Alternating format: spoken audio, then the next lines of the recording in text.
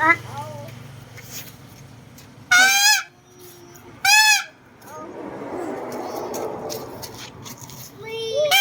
Plum nó tao gì plum lên tiệt tiệt con tiệt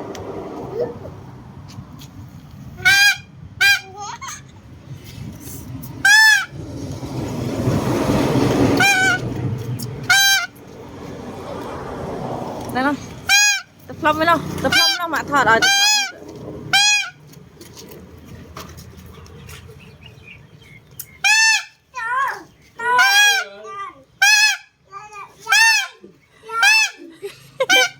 plum lư thế được lên